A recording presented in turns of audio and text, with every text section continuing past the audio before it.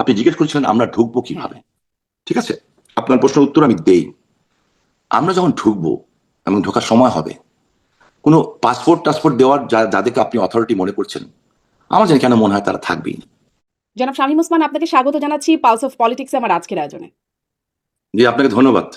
অনেকদিন পরে হ্যাঁ, বেশ কিছুদিন পরে আপনাকে দেখতে পেরে মনে হচ্ছে বাংলাদেশে কিছুটা বাংলাদেশে টাচ পাচ্ছি। Thank you very much. আপনাকে অনেক ধন্যবাদ, আপনি সময় দিয়ে যুক্ত হচ্ছেন। অনেকদিন পরে বলছেন আপনি, অনেকদিন পরে আপনাকে প্রকাশ্যে দেখা যাচ্ছে। এতদিন কেন প্রকাশ্যে দেখা গেল না, বা এতদিন পরে কেন দেখা যাচ্ছে? টু বি অনেস্টলি, প্রত্যেকটা জিনিসের একটা টাইম থাকে, প্রপার টাইম থাকে প্রপার কথা বলার জন্য। প্রত্যেক জিনিসের একটা পলিসি থাকে। সো এর মধ্যে দেশি বিদেশি বহু মিডিয়া আমার সাথে কথা বলতে চেয়েছেন। আমার কাছে তখন মনে হয়েছে যে, কারণ আমি আমার মাস্টার একজনই, এবং সেটা হচ্ছে আমার মাতৃতুল্য শেখ হাসিনা। তো আমি মনে করেছি যে কখন কথা বলাটা উচিত, প্রপার টাইম। তো ততক্ষণ পর্যন্ত প্রপার টাইম হয়নি দেখে কথা বলি নাই। কিছুটা সময় দেশের মানুষকে দিয়েছি বোঝার জন্য। ডক্টর ইউনূসের সোনার বাংলা, হ্যাঁ, যেখানে এখন ধ্বংসের বাংলা হয়ে গেছে। মানুষ ভেবেছিল ইউনূস সাহেব ক্ষমতা আসলে দেশের মানুষ সোনার চামচ দিয়ে ভাত খাবে। মানুষ এমনভাবে ভাবা শুরু করেছিল, আমিও ভাবছিলাম। হ্যাঁ, তো ওনাকে এখন বিভিন্ন নামে মানুষ বিভিন্নভাবে ডাকে। টকশোতে, টেলিভিশনের মাধ্যমে দেখি আমি। আমার তো ফেসবুক কিছু নাই, ইউটিউবে দেখি সাংবাদিকরাই কেউ কেউ বলছেন কি সুদখোর, কেউ বলছেন বাটপার। তো উনি ওনার সিনিয়র মুরবি মানুষ, আমি এই ধরনের ভাষা আমার জন্য ইউজ করতে চাই না। যে একটা ভাষা আমার কাছে ভালো লেগেছে, যে দেশ ধ্বংসকারী। তো ধরেন তিনি তার মেয়াদটা তো শেষ হয়ে গেছে, এখন নতুন সরকার আসছে, এখন নতুন মেয়াদ এসছে। হ্যাঁ, তো এখন এসে কেন মনে হলো যে আপনি সেই টাইমটা এসেছে কথা বলার জন্য? না, এখনো এই সরকারের 6টা মাস গেছে। এই সরকারের যখন ক্ষমতা আসছিল, আপনি অত্যন্ত নামকরা সাংবাদিক, ভালো সাংবাদিক, তুখোর প্রশ্নকর্তা। হ্যাঁ, তো এটা তো আমি জানি, রাজকাহন অনুষ্ঠান থেকে জানি। তো আপনি একটু খেয়াল করে দেখেন, আমার মেমোরি অবশ্যই, আপনি আমার চেয়ে বয়সে ছোট, অনেক ছোট, তো আপনার মেমোরি আমার চেয়ে অনেক শার্প। সেটা হচ্ছে যে এই সরকারটা ক্ষমতা আসা আগে, আজকে যিনি রাষ্ট্রপতি হলেন, যদিও আমি বলছি এই সরকার বৈধভাবে ক্ষমতা আসে নাই, এটা সাংবিধানিক সরকার না, এটা ফাইনাল কথা। হ্যাঁ, কোনোদিনই সাংবিধানিক সরকার হতে পারে না, কারণ মাননীয় প্রধানমন্ত্রী পার্লামেন্ট ডাকেন নাই, পদত্যাগ করেন নাই, রাষ্ট্রপতির কাছে কোনো পদত্যাগপত্র নাই। বাট আমি ধরে নিলাম তারপরেও, জাস্ট আলোচনার স্বার্থে, যে এটা একটা সরকার এবং সাংবিধানিক সরকারই ধরে আছে, লিগেল সরকার। তো এই লিগেল সরকারটা প্রথমে যিনি এখন মহাসচিব ছিলেন, তারেক রহমান দেশে ফেরার আগে উনি একটা ইন্টারেস্টিং কথা বলেছিলেন যে আমার ফেরা না ফেরা সবটা আমার উপর নির্ভর করে না। তার মানে কার উপর নির্ভর করে ওনাকে দেশে আসতে হয়েছে, সেটা জানি যে কার উপরে নির্ভর করে উনি দেশে এসেছেন, কারা ওনাকে নিয়ে এসছে। ওইটা এখনো ক্লিয়ার করবো না, এরপরে অনুষ্ঠান আপনার কাছে ক্লিয়ার করবো। কিছুদিন পরে ক্লিয়ার হবে আপনার কাছে, আর কয়েকদিন পরেই হবে। তো ক্লিয়ার হবে করলো। বিএনপির বড় বড় নেতারা সবাই বলা শুরু করলেন। শুরু করার পরে রয়টার্সের সাথে তারেক রহমান যখন দেশে ফিরলেন, উনি দেশে ফিরে রয়টারের মতো সাংবাদিকদের সাথে বললেন যে জাতির পিতার কন্যা, বাংলা মা, আমি বাংলার মা বলি এখন, শেখ হাসিনা, তো জাতির বাংলাদেশের প্রধানমন্ত্রী, ওনার সন্তানদের ব্যাপারে বললেন, সাজিবাদের জয় এবং সাইমা পুতুল, ওদের ব্যাপারে বললেন যে ওনারা দেশে রাজনীতি করতে আসতে পারেনি, ব্লা ব্লা ব্লা ব্লা ব্লা, অনেক কিছু বললেন। বাট ওকে ফাইন, এই জন্য আমাদের উচিত যে ওনাকে টাইম দেওয়া, যে অ্যাকচুয়ালি আপনার চরিত্রটা মুখস্থ উন্মোচন করার জন্য, যে আপনি কি নাটক করছেন। 21শে আগস্টের ঘটনা যারা ঘটিয়েছে তারা এত উদার কেমন করে হলো এত তাড়াতাড়ি। হ্যাঁ, তো এই জিনিসটা দেখার জন্য একটু সময় দরকার ছিল। আমরা দেখলাম। আমি আপনাকে ছোট্ট একটা উদাহরণ দিই, ছোট্ট, একেবারে ছোট্ট। বাট এই ছোট্ট উদাহরণটা আমার মনে হয় যে কোনো বিবেকমান মানুষের কাছে, সে আওয়ামী লীগ করুক, বিএনপি করুক, জাতীয় পার্টি করুক, কিংবা কোনো পার্টি করুক, কিংবা না করুক, না করা লোক তো বেশি সংখ্যায়, তাদের বিবেকে লাগবে। ধানমন্ডি 32 নম্বরে 15ই আগস্টে দুটো বোন গেল, দুটা মেয়ে গেল, অল্প বয়সে দুটা মেয়ে গেল। কেন? ওরা জাতির পিতার কে রেসপেক্ট জানাতে চায়, ওরা বঙ্গবন্ধুকে সম্মান জানাতে চায়। ওখানে যে ওরা হয়তো ফুল দিতে চায় কিংবা দোয়া করতে চায়, হোয়াট এভার ইস, তাদের সাথে কি আচরণ করা হয়েছে, তাদের কি গায়ে হাত দেওয়া হয়েছে, এটা আপনাদের মাধ্যমে আমিও দেখেছি, সারা দেশবাসী দেখেছে, বিশ্ববাসী দেখেছে। আর একটা ছেলে সরল স্বীকারোক্তি দিল যে আমি ওনাকে ভালোবাসি, এই জন্য এখানে এসেছি ওনাকে শ্রদ্ধা জানানোর জন্য।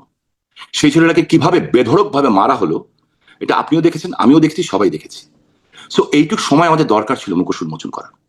তারপরে তো যারা দেশকে এটা করে ফেলবেন, এটা করে ফেলবেন, আপনাদের মুখোশ তো তার আগেই তাদের সামনে উন্মোচিত হয়ে গিয়েছিল। মানে তিনি যিনি প্রধানমন্ত্রী, তিনি দেশে ফিরতে পারেন নাই, আপনারা এখন যে অবস্থায় আছেন, আপনাদের শাসনামলে তিনিও দেশে ফিরতে পারেন নাই। তার মা, তিনিও নির্যাতিত হয়েছেন, জেলখানায় ছিলেন। অনেক বয়স্ক মানুষ, একজন বয়স্ক নারী, অসুস্থ নারী, এই নিয়ে অনেক কথা হয়েছে সেই সময় আপনাদের সাথে। মানে তাকে আপনারা উদার হবেন এটা ভাবলেনই বাকি করে? না, উদার হবে এটা ভালো নয়। এই কারণে আপনাকে আমি দায়িত্ব নিয়ে বলতে চাই একটা কথা, যেটা হচ্ছে বেগম খালেদা জিয়া, মানে আল্লাহ ওনাকে ব্যস্ত নসিব করুক, আপনার অনুষ্ঠানেও কিন্তু যখন ডিবিসিতে আপনি অনুষ্ঠান করতেন, উনি যখন অসুস্থ ছিলেন, আমি কিন্তু ওনার জন্য দোয়া চেয়েছি, আমি পার্সোনালি। আমি যা বলি এটা কিন্তু পার্টির স্টেটমেন্ট না, প্রত্যেকটা মানুষের একটা ব্যক্তিগত স্টেটমেন্ট থাকে। আপনি একটা জার্নালিস্ট, এরকম আরো হাজার জার্নালিস্ট আছে, কিন্তু সবাই যে আপনার মতো করে কথা বলবে তা তো না। আপনার একটা আইডিওলজি আছে, আপনার একটা চিন্তা ভাবনা আছে, আপনার একটা চেতনা আছে, আপনার একটা লক্ষ্য আছে। আপনার লক্ষ্য দিয়ে আপনি বিচার করবেন। হ্যাঁ, জনগণও আপনার আমার কথাটাকে ওনাদের মতো করে বিচার করবেন। খালেদা জিয়ার সময় আপনি দেখেন, তার আগে কিন্তু আজকে 21শে আগস্ট এই বিএনপি সরকারই জাতির পিতা কন্যাকে মেরে ফেলার জন্য গ্রেনেড হামলা করেছিল। 24 জন মানুষ মারা গেছিলেন। শেখ হাসিনা বেঁচে গেছিলেন, এটা কেউ বাঁচায় নাই তাকে। আল্লাহ তাকে অলৌকিকভাবে বাঁচিয়েছেন। কাদের সময় হয়েছিল? বিএনপি সময় হয়েছিল। তারপরেও কিন্তু জাতির পিতার কন্যা শেখ হাসিনা যখন ম্যাডাম খালেদা জিয়া অসুস্থ হলেন, তখন উনি কিন্তু তাকে নিয়ে হাসপাতাল থেকে বের করে নিয়ে তাকে বাসায় থাকার সুযোগ করে দিয়েছিলেন। এটাকে বলে আমার মনে হয় সহানুভূতি এবং ভদ্রতা। এবং তার আমলে কিন্তু তাকে মেরে ফেলা হয়েছিল, মেরে ফেলার চেষ্টা করা হয়েছিল।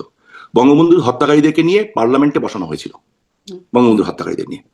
তো এইগুলির পরিপ্রেক্ষিতে আর তারেক রহমান সাহেবের কনভিকশন হয়েছিল। এই কনভিকশন তো এফবিআই এসেও সাক্ষ্য দিয়েছে। তো যেহেতু এফবিআই এসেও সাক্ষ্য দিয়েছে এবং কনভিকশন হয়েছে, তো ওই কনভিকশন ফেস করার সাহস ওনার ছিল না। যেটা জাতির পিতার কন্যা নাকি ক্যাঙ্গারু কোর্টে আজকে ফাঁসি হয়েছে, উনি বলেছেন আমি যাবো তার মধ্যে। এবং ভেরি ইন্টারেস্টিং, দেখেন মানুষের ভিতরে যখন দুর্বলতা থাকে না থাকে, তখন মানুষ এই সাহস দেখায় যে ফাঁসির অর্ডার দিয়েছে, আমি ফাঁসির কাজটি যাবো, দরকার হলে কি হবে ওটা আমরা দেখবো সামনে। বাট থিং ইজ দ্যাট যে আওয়ামী লীগ সরকার চলে যাওয়ারও 1 বছর পরে কিন্তু তারিক জিয়া দেশে ফিরেন নাই, তারিক জিয়া দেশে ফিরেন নাই।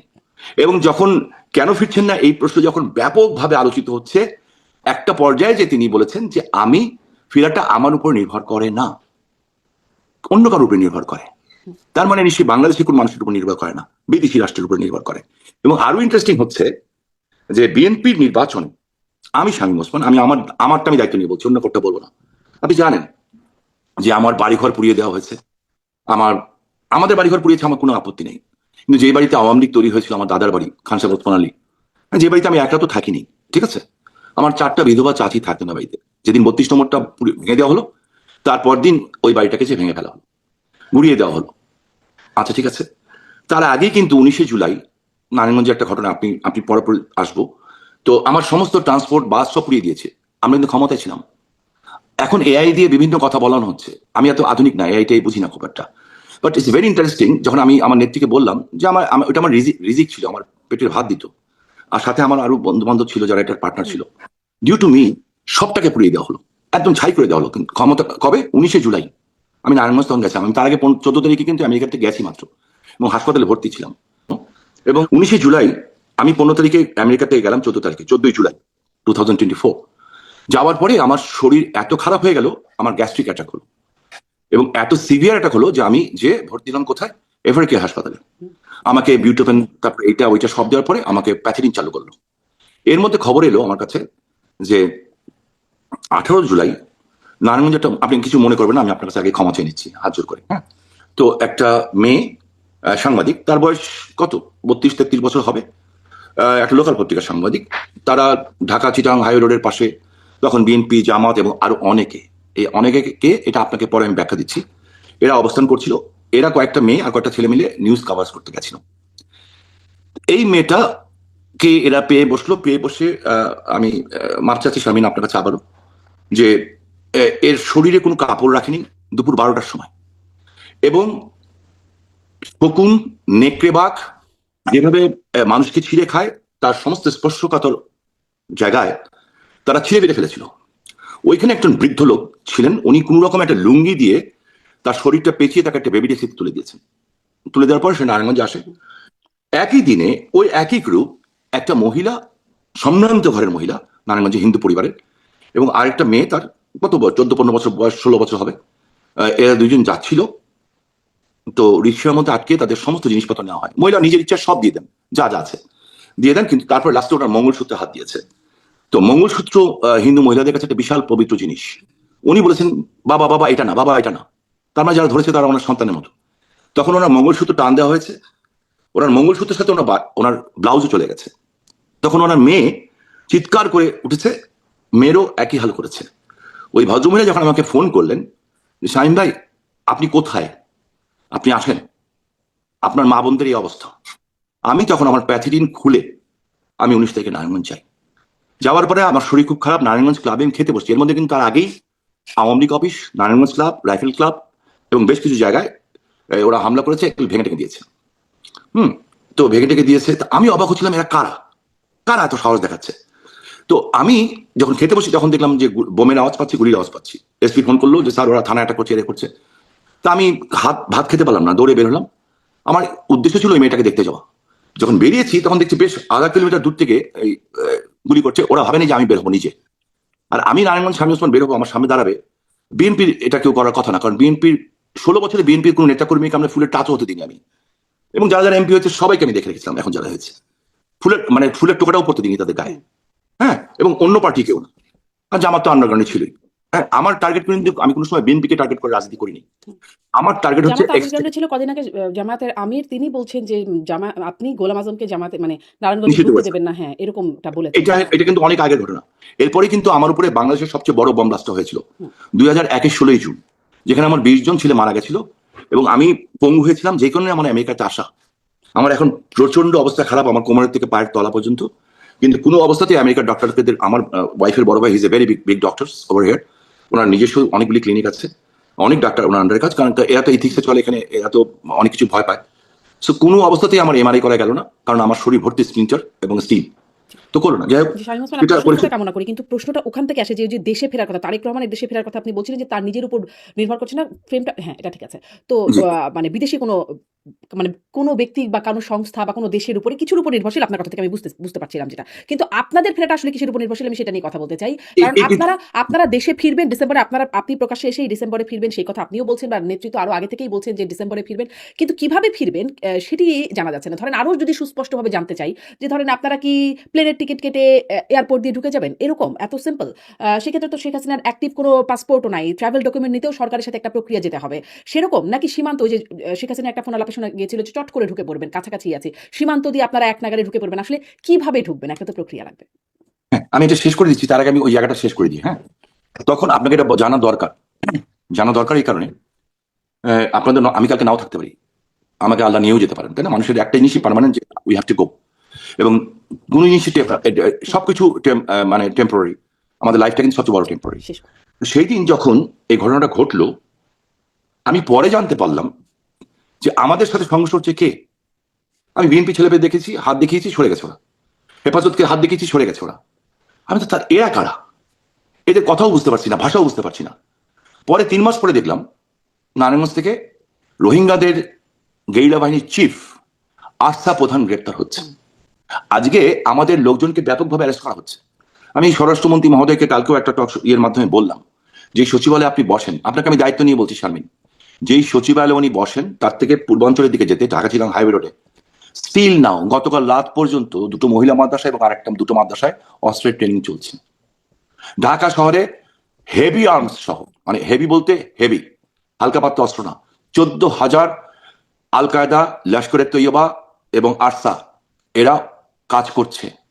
ঠিক আছে, সেই কারণেই আমি ওইখান থেকে আসি। সেই কারণেই আমাদের বাড়ি ঘর সব ভেঙে দেওয়ার পরেও আদর্শিক কারণে আমার নেত্রী একটা বক্তব্য দিয়েছিলেন, হালকা করে আপনি দেখেন, মেমোরাইজ করে দেখবেন, যে স্বাধীনতা বিরোধী শক্তি যাতে ক্ষমতা আসতে না পারে। এই বক্তব্যতে আমাদের জন্য ইশারাই কাফি। উনি কি বলতে চান ওনার চোখের ইশারা আমরা বুঝি, যারা আমরা অনেক ছোট থেকে ওনাকে দেখেছি, আমাদের কাছে যিনি মার মতো। সো মার ভাষা যেমন মানুষ বুঝে, আমরা বুঝি। আমি আমার নিজের নির্বাচনী এলাকায় আমি কিন্তু বিএনপি ইলেকশন করেছি, এমন দায়িত্ব নিয়ে বলছি, করেছি, ওপেন করেছি। এবং মজা ব্যাপার হচ্ছে, ভোট যে জামাত ইসলাম চুরি করবে বাংলাদেশে প্রথম কিন্তু আমার এলাকা থেকে আবিষ্কার হয়েছে। কারণ যেদিন নির্বাচন, সেদিন গোলদাইল ধনকুণ্ডা স্কুলে, নারায়ণগঞ্জ 3 আসনে ধনকুণ্ডা স্কুলে, সেদিন জামাতের আমির বিকাল 5:30টার সময় পুলিশ শহর ঢুকে সিল মারা শুরু করেছিল। খবর বিএনপি পায়নি, আমি পেয়েছি। আমি তাড়াতাড়ি করে বিএনপিকে জানাই এবং ওদের সাংবাদিকদের জানাই, তারা পুরস্কার স্বয়ং জামাতের আমির গিয়ে সিল মারা শুরু করলেন? লোকাল জামাতের আমির, ও জি, আচ্ছা আচ্ছা। লোকাল জামাতের আমির। এবং সেখানে কিন্তু আমি জানাই, এই কারণে জানাই বিকজ আমি মনে করেছি স্বাধীনতার বিরুদ্ধে ক্ষমতা না আসুক। কিন্তু রেজাল্টটা কি হলো, আজকে আমাদের কর্মীরা আমাদেরকে গালাগালি করে যে কেন কেন করালেন না আমাদেরকে দিয়ে এই কাজটা। হাজার হাজার নেতাকর্মী বাড়িতে থাকতে পারছে না, 25 লাখ নেতাকর্মীর নামে মামলা, প্রত্যেকটা দিন আমাদের কোনো না কোনো বাসায় হামলা হচ্ছে। তাহলে কি আপনারা প্রতারিত হয়েছেন? অফকোর্স, আচ্ছা, কিন্তু আপনারা তো বলেছিলেন, মানে একদম শীর্ষ পর্যায় থেকে শুনেছিলাম নো ভোট নো ভোট। তাহলে আপনারা যা বললেন তা করলেন না কেন, মানে সাংঘর্ষিক অবস্থায় গেলেন কেন? করলাম না এই কারণে, কারণ আমরা না করলে জামাত চলে আসতো ক্ষমতায়। 95টা সিট, 95 সিট, আমি দায়িত্ব নিয়ে বলে আপনাকে নাম্বার ধরে বলে দিতে পারবো, এই 95 সিট বিএনপি পেয়েছে আওয়ামী লীগের কারণে। জামাতের ক্ষোভটা কিন্তু ওখানে আমাদের উপরে অনেক বেশি। আর এটা আমার কোনো আপত্তি নেই, কিন্তু চালাক না বিএনপি। কি অবস্থা দেশের আজকে, অনেক সুন্দর। আমাকে একদিন ইউটিউবে একজনকে দেখাচ্ছিল, বোধহয় আমার স্ত্রী কিংবা আমার মেয়ে দেখাচ্ছিল, যে একজন মহিলা বলছেন 16 বছর ধরে পাঙ্গাস মাছ খায়নি আন্দোলন সমস্যা নয়। তো আজকে কি অবস্থা? আজকে দেশে তেল নাই, গ্যাস নাই, বিদ্যুৎ নাই, কাজ নাই, মানুষের, আমার এলাকায় গার্মেন্টস সব একটা পর একটা সব বন্ধ হয়ে যাচ্ছে, মেয়েরা ঘর থেকে বেরোতে সাহস পাচ্ছে না। বিশ্বাস করবেন যে আমার যারা বন্ধু বান্ধব, আমি আজকে আপনার সাথে কথা বলার জন্য, শুধুমাত্র আপনার সাথে কথা বলার জন্য আমি দায়িত্ব নিয়ে কথা বলি, যে আমি ওদেরকে ফোন করেছি, যারা আমার ফ্রেন্ড, ওরা তো আমাকে খোলামেলা বলবে, ছোটবেলা আমরা একসাথে পড়ো, ওদের income middle class, lower middle class বলবো না, এখন হবে লোয়ার মিডল ক্লাস, তখন মিডল ক্লাস ছিল আমাদের সময়, 50 থেকে 60,000 টাকা বাড়ি ভাড়া দেওয়া, মানে বাড়ি ভাড়া দিয়ে থাকে, 2টা করে বাচ্চা আছে কিংবা 3টা বাচ্চা আছে। আলাম এখন কি অবস্থা? আমি দেখলাম ওদের গলা ভারী হয়ে যাচ্ছে, বললো 21 দিন 22 দিন চলতে পারি, তারপর পারি না।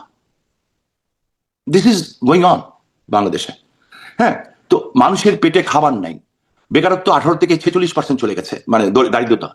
তো এই জিনিসটা দেশের মানুষের বোঝা দরকার ছিল, মানুষ বুঝছে, এবং তার জন্য সরকার তো বলছে যে বিদ্যুৎ নাই, জ্বালানি নাই, সেটা আপনাদের ভুল নীতির কারণে, আওয়ামী লীগ এটা সরকারের বলতে পারি। নীতির এখন আমিও বলতে পারি নবাব সিরাজউদ্দৌলা যদি এই কাজ না করতেন তাহলে আমরা পরাধীন না হতাম না।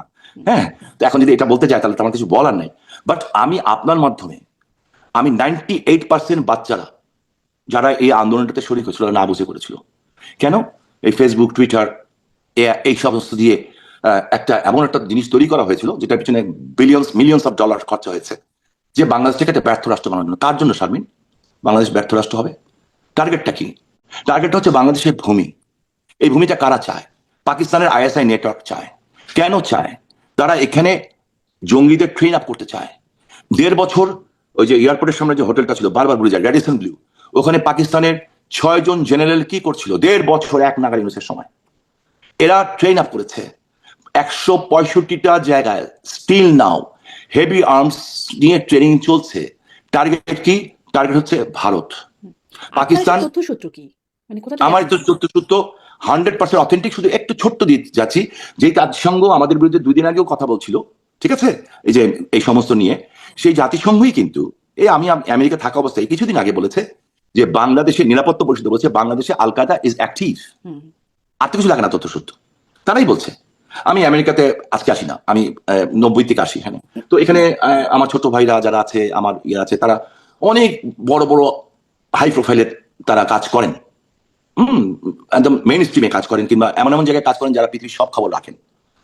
তো আমি তাদের সাথে কথা বলেছি, জানতে পেরেছি তারা জানছেন। কিন্তু মার্কিন যুক্তরাষ্ট্র সব ব্যাপারে অ্যালাউ করে, একটা ব্যাপারে তারা অ্যালাউ করতে চায় না, সেটা হচ্ছে এক্সট্রিমিস্ট গ্রুপকে এবং জঙ্গিবাদকে, যাদের কোনো, এরা কিন্তু ইসলাম না, এদের কোনো ধর্ম নাই, এরা ধর্মের নামে ওই যে হলিউডিজমের মতো ঘটনা ঘটায়, যেটা বাংলাদেশে ঘটেছিল। আজকে দেশটাকে ওই জায়গাটা নিয়ে যাওয়ার চেষ্টা করছে। বাংলাদেশ ব্যর্থ হবে, মরবে বাংলাদেশের মানুষ, ঝামেলা করবে ভারতে, আর করবে দিকটা বার্মা, রোহিঙ্গারা বার্মা বলে দিচ্ছে রোহিঙ্গা ইজ বেঙ্গলি।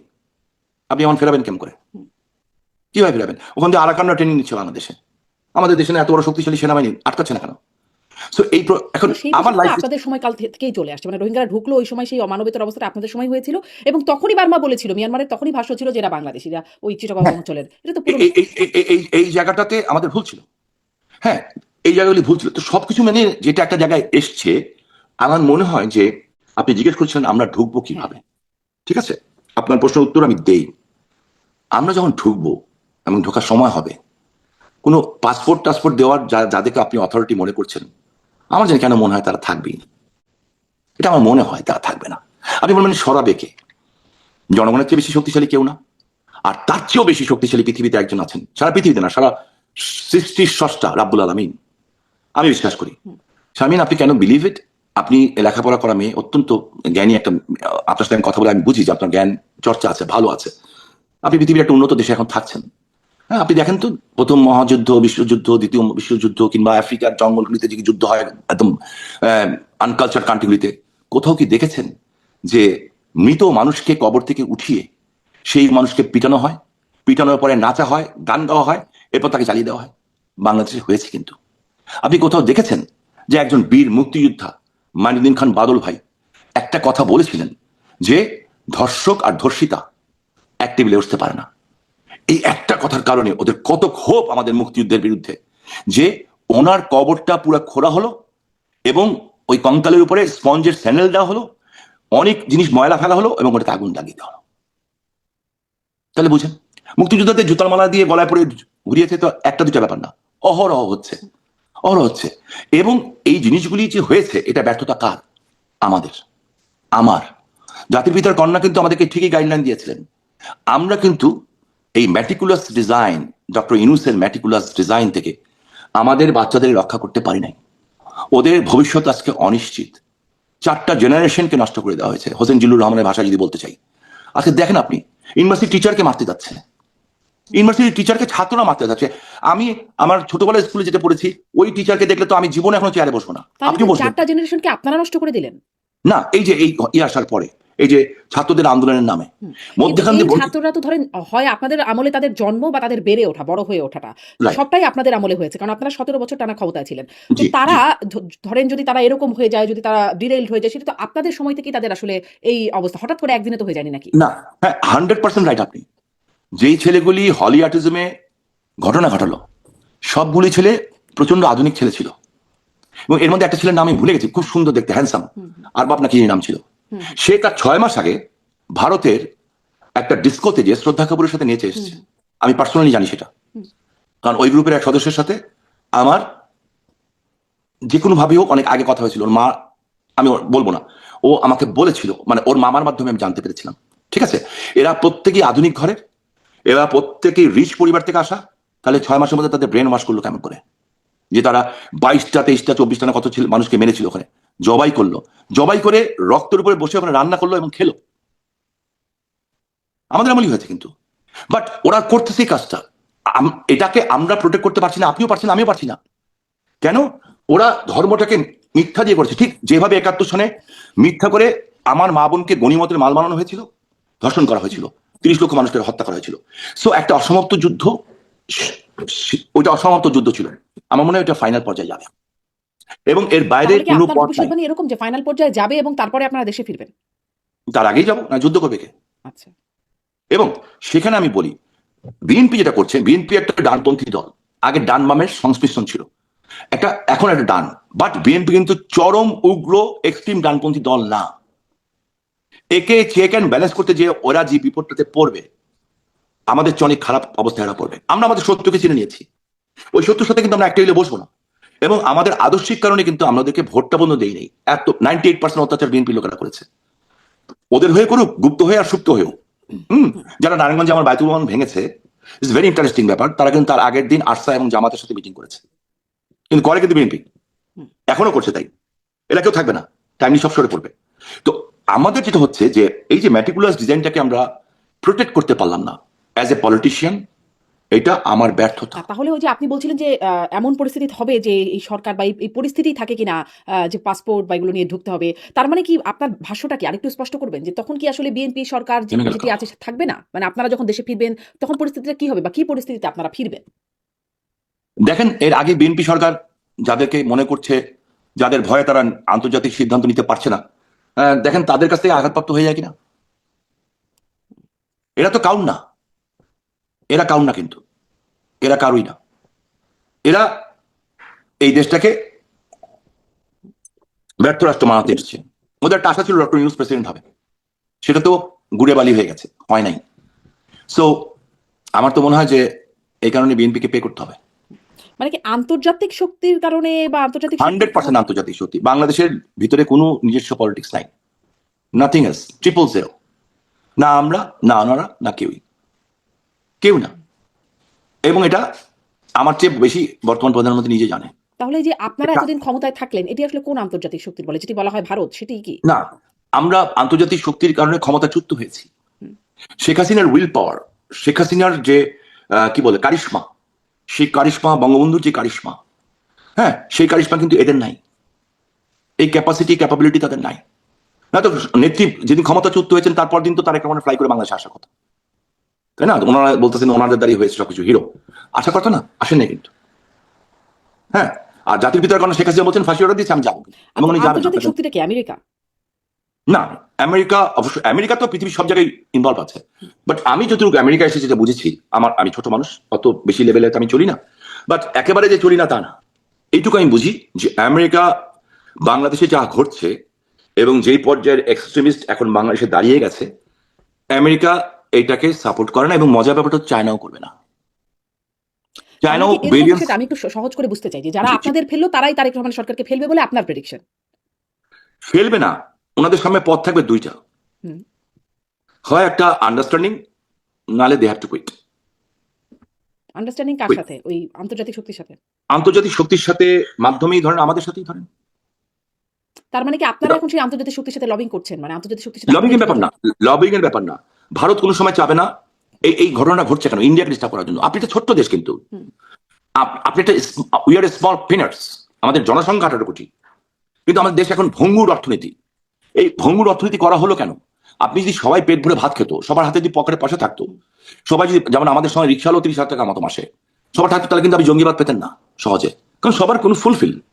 সো যখন সবাই ফুলফিল থাকে তখন আপনি গড়ে পাবেন না। এখন আপনি যান বাংলাদেশে, আপনি 100 টাকা দিয়ে মানুষ খুন করে ফেলতে পারবেন। তো কি এখন কেন? না, ভারত কি এখন এই কারণে ধরেন এই সরকারের সাথে মানে সখ্যতা বাড়ানোর খুব চেষ্টায় উঠে পড়ে অফকোর্স গেছে বা ভারত চাচ্ছে, ভারতই তো তাদেরকে নিয়ে এসছে। আমি তো বলবো, স্ট্রেইট বলবো যে লন্ডন থেকে এসছেনই তিনি ভারতের মাধ্যমে। হুম। হ্যাঁ, উনি লন্ডন থেকে এসছেনই ভারতের মাধ্যমে। আমেরিকা ইনভলভ ছিল। America knows what's going on. America এটা হতে দিবে না। আমেরিকা চাবে না বাংলাদেশে আরেকটা জঙ্গিবাদ এবং আল কায়দা, লস্করে তৈয়বার মতো একটা দেশ ওইখানে হোক। এবং আপনাকে আমি দায়িত্ব নিয়ে বলছি যে যদি এটা হয়, ওই সাবকন্টিনেন্টে না, এই পুরো ওয়ার্ল্ডের মধ্যে সবচেয়ে বড় টেররিস্ট কান্ট্রি হয়ে যাবে আমাদের দেশটা। But we have to fight. তাহলে মানে এই এত কিছু হবে এবং তারপরে আপনারা দেশে চলে আসবেন, মানে আন্তর্জাতিক সমীকরণগুলো এরকম ভাবে আগাবে আপনার ভবিষ্যৎবাণী যেভাবে বলছেন, এবং তারপরে আপনাদের দেশে আসার রাস্তা তৈরি হবে। আমরা তো তাদেরই সন্তান শারমিন, যে আমাদের, আপনি তখন জন্ম হননি, অবশ্যই জন্ম তো হনই নাই, জন্মের কোনো আপনার বাবা মার বিয়ে হয়েছে কিনা সেটা সন্দেহ আছে। হ্যাঁ, 71 সনে আমি ক্লাস 3-4 পড়তাম। 71 সনে যারা যুদ্ধ করতে গেছিলেন, আমার মনে হয় 90% তখন এক নালা বন্দুক দেখেনি। লড়াই করেছে কার বিরুদ্ধে? পাকিস্তানের বাহিনীর বিরুদ্ধে। বলতো পৃথিবীর মধ্যে অন্যতম ডেঞ্জারাস সোলজার পাক বাহিনী। সেই পাক বাহিনী কিন্তু 90,000 সোলজার, হ্যাঁ ভারতের ব্যাপক সহযোগিতা ছিল আমাদের পক্ষে, 90,000 সোলজার লুঙ্গি কাঁথা দেওয়া মুক্তিযোদ্ধাদের কাছে নাকে খত দিয়ে আত্মসমর্পণ করেছে, যেটা মেনে নেয়নি। টাইম উইল বি সে, আপনি দেখবেন এই দেশকে ধ্বংস করার জন্য। ডিসেম্বর টাইম কিভাবে ঠিক করলেন? মানে টাইম উইলস এগুলো তো এত, মানে আপনারা ডিসেম্বরের আগে হতে পারে, ডিসেম্বরের আগে হতে পারে, পরে হতে পারে। আমার তো মনে হয় আগেই হবে। মানে একদম, মানে শেখ হাসিনা তো খুবই সুস্পষ্টভাবে ডিসেম্বরকে বলে দিচ্ছেন যে ডিসেম্বরে। হ্যাঁ, উনি ডিসেম্বর বলছেন। আপনার কেন বলছেন এটা তো আমার সাথে শেয়ার করবেন না, আর আমার জানাও দরকার নেই, জানলেও আমি আপনাকে বলবো না। বাট এটুকু আমি বলবো, তার আগে হতে পারে, বিকজ এই দেশ তো আমাদেরকে বাঁচাতে হবে। তার আগেও হতে পারে, তারপরে হবে না, ডিসেম্বর আপনাদের ডেডলাইন। এইটা তো এখন পর্যন্ত তাই আছে। আচ্ছা, এখন তাই আছে। আপনি নাহলে কি জবাব দিবেন আপনার যারা পূর্বপুরুষ, যারা এই দেশের জন্য 30 লক্ষ মানুষ জীবন দিয়ে গেছেন? আপনি কি জবাব দিবেন যদি আজকে কোনো ধর্ষিতা মায়ের মেয়ে এসে বলে যে আপনি তো এত বড় একটা টক শো করছেন, আপনি তো এত বড় নাম করা সাংবাদিক, আচ্ছা এক কাজ করেন, আমার এই স্বাধীনতা দরকার নাই, আমার মার ইজ্জতটা ফেরত দাও? জবাব আছে আপনার কাছে? আমার কাছে নাই তো। আমি এতিম কেন? আমার চোখের সামনে আমার মা বাবা সবাইকে মেরে ফেলেছে তোমার স্বাধীনতার জন্য। এই স্বামী ওসমান, তোমার স্বাধীনতার জন্য আমার বাবা, আমার ভাই সবাইকে মেরে ফেলেছে। মুক্তিযোদ্ধার সন্তান হিসেবে আমি তো মানতে পারি না। আমার বাবা মুক্তিযোদ্ধা ছিলেন, আমার ভাইরা মুক্তিযোদ্ধা ছিলেন, আমার বাবা মুক্তিযুদ্ধের এর একটা নেতৃত্ব দিয়েছেন, এবং বঙ্গবন্ধুর পরিবারকে মুক্ত করতে যে বুকে গুলি খেয়েছিলেন, এদিক দিয়ে গুলি ওদিক দিয়ে বেরিয়ে গেছে। খুবই আনফেয়ার বিষয়গুলো সময় মানে এইরকম কথায় ধরেন এখন তারা যদি বলে যে যারা আসলে গুমের শিকার হয়েছিলেন, যারা আসলে বিচার বহির্ভূত হত্যাকাণ্ডের শিকার হয়েছিলেন আপনাদের সময়ে, তো তারা তাদের কাছেও তো আপনাদের এই জবাবটা দিতে হবে, তাদের কাছেও তো আপনারা জবাবটা দিয়ে আসেন নাই। হ্যাঁ, যদি জবাব দিতে হয় জবাব হবে, প্রচলিত আইনে যদি বিচার হয় হবে, কোনো আপত্তি নেই। প্রচলিত আইনে যদি বিচার হয় হবে। আমি তো র্যাবের বিরুদ্ধে কথা বলেছিলাম না, আপনার টক শোতে কি বলেছি? ওপেন বলেছি 7 মার্ডারের পরে বলেছি কারা ঘটিয়েছে। আমি তো বলছি, আমি আমার নিজের বক্তব্য দিচ্ছি, আমি স্বাধীন চেতা মানুষ, আমি পদ পদবি নেই না, আমার মন্ত্রিত্ব নেই নাই, আমি আগামী দিনেও রাজনীতি করবো হয়তোবা, কিন্তু ইলেকশন করবো না। এমপি মন্ত্রী হওয়া আমার টার্গেট না। আমার টার্গেট, আমার এই মাটির জন্য আমি দেখেছি আমার বাবা বুকে গুলি খেয়েছেন, আমার মেজো ভাই ক্লাস 9-এ থাকা অবস্থায় মুক্তিযুদ্ধে গেছে, আমি দেখেছি আমাদের গ্রামের বাড়িতে মহিলারা। আপনি বুকে গুলি না খেয়ে মানে এই জুলাই আগস্ট অভ্যুত্থানের পরে চলে আসলেন কেন, যেটাকে পালিয়ে আসলেন? Because sometimes defence the best offence. সেই সময় যদি আমরা লড়াই করতাম, তাই এই পিপলস আমাদের পক্ষে আসতো না। আজকে আপনি খবর নেন পিপলস এর অবস্থা কি, পিপলস কি চায়। আপনাকে তো মানুষকে একটু সময় দিতে হবে না, চিন্তা করতে দিতে হবে না। আচ্ছা, আপনার যে ছোট্ট বাচ্চাটা, হ্যাঁ, যেটা ধরেন এখন হয়তো একটু বড় হয়েছে, এখন হয়তো হাঁটি পা করে হাঁটতে চেষ্টা করছে, ও কিন্তু এখন আপনার আঙুল ধরে হাঁটে। ধরেন আঙুল ধরে হাঁটতে গেলেও কিন্তু খানিক্ষণ পর যে একটার সাথে বাড়ি খায়। আপনি শুধু সারাক্ষণ কষাস থাকেন, কোথায় বাড়ি খেলো রে বাবা, হ্যাঁ, ওকে দৌড়ে কেমন করে বাঁচতে হবে। আমার নাতিটারও সেম অবস্থা। হ্যাঁ, তো যখন একটু পুরোপুরি হাঁটা শিখে যায়, তখন আপনি ধরতে গেলে বলবে তুমি ধরছো কেন, আমি হাঁটতে পারি না। সো বাংলাদেশের মানুষ এখন হাঁটা শিখছে। সো যেহেতু হাঁটা শিখছে, একটু শক্ত হয়ে, কোমরটা শক্ত হোক, লড়াই একটা হবে, এবং ওই লড়াইতে আমরা জিতবো ইনশাল্লাহ। আমি বাঁচবো কিংবা মরবো আমি জানি না, আমি চাই এই কলঙ্কিত হয়ে মরতে চাই না। জি, জি। আপনি আপনার সাক্ষাৎকারে আমি দেখছিলাম যে আপনি বলছেন যে আর্মির ২ জন বড়, বড় অফিসার মানে তাদের জি। সাথে আপনার কথা হয়েছে এবং আ তারা কথোপকথন সম্পর্কেও আসি। কিন্তু একে, একে আসি আরকি। তো কারা তারা? সেটা কি আপনি বলবেন? হয়তো এই প্রশ্নটা আপনার কাছে জিজ্ঞাসাও করতাম না। কিন্তু দেখলাম যে জামাতের পক্ষে মানে অ্যাক্টিভিস্ট প্রভাবশালী অ্যাক্টিভিস্ট পিনাকি ভট্টাচার্য তিনি ২ জন আর্মি অফিসারের কথা বলছেন। একজন বলছেন ব্রিগেডিয়ার জেনারেল সেলিম আজাদ, আরেকজন বলছেন ব্রিগেডিয়ার জেনারেল শামস সুমন। যারা আপনার সাথে আরকি যোগাযোগের বিষয়টা তিনি বলছেন যে আ ঘুটু ঘুটু করতেছে আরকি। উনি বলছেন। তো আসলে কি এই ২ জন? এই ২ জন? এই পিনাকি সিনাকি এগুলি কে কি বললো ওই ডোন্ট কেয়ার। এই উনি যদি বলে থাকে এটা, আমি ওনার কথা শুনিও নি আজ পর্যন্ত, আমার শোনার কোনো রুচিও হয় না, এদের কথা আমি শুনি না। টু বি অনেস্টলি আমি হাতে গোনা কিছু কিছু ইউটিউব দেখি, আপনারটা দেখি, তারপরে যে আমাদের অস্ট্রেলিয়া থেকে আমাদের বাড়ি ভাইটা দেখি, ওই বাংলাদেশে একজন আছেন কামাল ভাই আছেন, ওনারটা দেখি, তারপরে তো আরেকজন আছেন। ২ জনের নাম চলে মানে বলছেন আরকি। আপনিও বলছেন ২ জনের সাথে কথা হয়েছে, তিনিও বলছেন ২ জন। আপনার তাহলে এই ২ জনের সাথে আপনার কথা হয় নাই? না, আমার এই দুজনের সাথে কথা হয়নি। এই ব্যাপারে আমি আপনাকে গ্যারান্টি দিয়ে বলতে পারি এই দুজনের সাথে কথা হয়নি। আচ্ছা, আর যিনি উনি যেই লেভেল বলতেছেন তার চেয়ে অনেক উঁচু লেভেলের সাথে কথা হচ্ছে। আচ্ছা। তার মানে ব্রিগেডিয়ার জেনারেল, মেজর এবং জেনারেল। হ্যাঁ, উঁচু লেভেলে কথা হয়েছে, এবং তারা যেটা আমাকে বলেছেন, ওনারা দেশকে ভালোবাসেন। 90% সেনাবাহিনীর অফিসার দেশকে ভালোবাসে। সেনাবাহিনী আজকে নিজেরা লজ্জিত, রাস্তার মধ্যে একজন সেনাবাহিনীর এক্স কর্নেল আজকে জুতো পেটা করতে চেষ্টা করছে। আপনি কোথায় আছে দেশটা? একটা নেংটি ইন্দুর সাইজ, ওর নাম আমি জানি না, হবিগঞ্জের কি ওই জুলাই যোদ্ধা নাকি, থানা এইভাবে বসছে, এইভাবে ওই চেয়ারও হাত উঠাইছে, ওর হাত উঠানোর ক্ষমতাও নেই। হ্যাঁ, আমরা পুলিশ হত্যা করেছি, ওই দেশে আপনি কিসের আইন শৃঙ্খলা চিন্তা করেন? আবার অ্যারেস্ট হলো, আবার ছাড়া পেয়ে গেল। কারা? ওদের ক্ষমতার উৎস কোথায় আমি জিজ্ঞেস করতে চাই। পুলিশ লাইনে গানের অনুষ্ঠান করেছে, যে গানের অনুষ্ঠানে হামলা করে দিল, কারা এদের? এই সাহস তারা কোত্থেকে পাচ্ছে? এদের ইয়ে কি? আইন শৃঙ্খলা পরিস্থিতি কোথায় গেছে? একজন এমপির বউ কি করছেন, থানায় জিডি করছেন, কেস করছেন যে এমপি, রানিং এমপি, তার জামাইয়ের গলায় কি রামদা রেখে তাদের সম্পত্তি লিখে নেওয়া হয়েছে। তাহলে সাধারণ মানুষের কি অবস্থা? আমি আপনার কাছে আপনার মাধ্যমে জিজ্ঞাসা করতে চাই, সাধারণ মানুষের কি অবস্থা? আজকে আমার বন্ধুরা যারা হিন্দু, হ্যাঁ, আমি নাম বলতে পারি কিন্তু বলবো না, এই যাদের ঘরে একটু প্রাপ্তবয়স্ক মেয়ে আছে স্পেশালি, যাদের বয়স 21, 22, 19, 18, বিবাহ মানে 22, 23, 24 বছর বয়সে যে বিয়ে হবে, এরা ম্যাক্সিমামই এখন এলাকায় থাকছে না, এবং অন্য এলাকায় থাকছে, যে ঢাকা না, ঢাকার বাইরেও থাকছে মুসলমান পরিচয় দিয়ে। এর চেয়ে কষ্ট আমাদের জন্য আর কি হতে পারে? আপনি আমাকে বলেন। জি। আপনি আর শেখ হাসিনার নামে দেওয়া হচ্ছে কি? কিন্তু শেখ আমি হাসিনা বলেছেন, আপনার ওই কথা থেকে আরেকটু আপনার কাছ থেকে স্পষ্ট হতে চাই। তাহলে আমি জি এতটুকু বুঝলাম ওই ২ জন না, আরো বড় মানে মেজর জেনারেল পর্যায়ের হয়তো কারো সাথে আপনার কথা হয়েছে। তাদের সাথে কথার সময় আপনি মানে কথোপকথনে বলছেন যে তারা জিজ্ঞাসা করেছেন আসবেন নাকি? আপনি বলেছেন যে আপনারা ব্যবস্থা করেন, আপনারাই তো দেশের সেনাবাহিনী। তারা কি ব্যবস্থা করবে? এরকম কিছু বলেছে? তারা কি না, ব্যবস্থা করছে? তারা বলতেছে তারা আন্ডান, এবং তারাই আমাকে বলেছে যেই পরিমাণ জঙ্গিবাদ দেশে ছড়িয়ে যাচ্ছে, 1 বছরের মধ্যে যদি আমরা ব্যবস্থা না করতে পারি, এই দেশ, বাংলাদেশ, পৃথিবীর মধ্যে, যেই শব্দটি একটু আগে ইউজ করলাম, সারা পৃথিবীর মধ্যে অন্যতম জঙ্গি রাষ্ট্রে পরিণত হবে। আমি আমাকে বলছেন কেন ভাই? আমরাও তো আপনাদের উপর ভরসা করে যাবো, বিকজ আপনাদের তো দেশ রক্ষা করার জন্য শপথ নিয়েছেন আপনারা, তো আপনারা কেন করছেন না? বলছে আমরা পারছি না। কেন পারছেন না? আচ্ছা, তাদের মাথার উপরে কেউ বসে আছে, কিংবা পিছনে কেউ বসে আছে, কিংবা ঘাড়ের উপরে নিঃশ্বাস নিচ্ছে কেউ। সেখানে আপনি বলছেন যে দরকার হলে বিএনপির সাথে নেগোসিয়েশন করেন। মানে আপনাদেরকে বলছেন জলদি আসেন। সেই আর্মি অফিসাররা বলছেন আপনাকে যে জলদি আসেন, দরকার হলে বিএনপির সাথে নেগোসিয়েশন করেন। হ্যাঁ, দরকার বিএনপির কোনো হলে নেগোসিয়েশন হচ্ছে? মানে তাদের জন্য আপনারা ভোটও করেছেন। ফলে যোগাযোগ যে আছে সেটি বোঝা যাচ্ছে। তাদের সাথে নেগোসিয়েশন হচ্ছে আপনাদের ফেরার আমার ব্যাপারে? আমার আমার আমার কাছে মনে হয় না। হুম, আমার কাছে মনে হয় না, কারণ দায়িত্বটা এখন তাদের বেশি আমাদের চেয়ে। We did our jobs.